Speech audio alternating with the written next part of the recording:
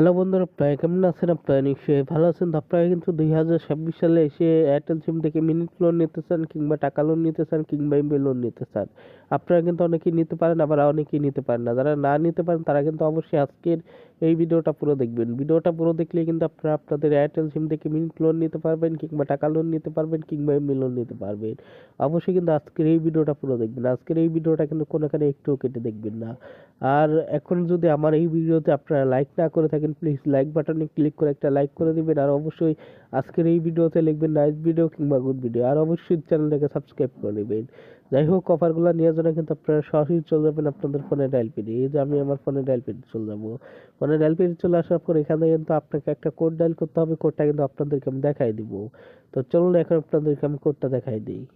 কোডটা হলো *8#, হ্যাঁ, সেই কোডটা কিন্তু আপনারা আপনাদের এয়ারটেল সিমে ডায়াল করবেন। এই যে আমি আমার এয়ারটেল সিমে ডায়াল করে দিলাম। এই যে আমার এয়ারটেল সিম, এই যে আমি ডায়াল করে দিতেছি।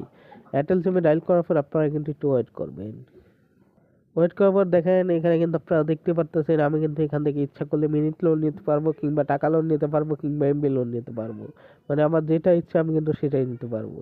মানে এখানে দেখেন এক নম্বরে কিন্তু আছে 130 মিনিট 60 দিন 100 টাকায় আর কি। এই ইয়াটা কিন্তু মিনিট লোনটা কিন্তু 100 টাকায় নিতে পারবেন।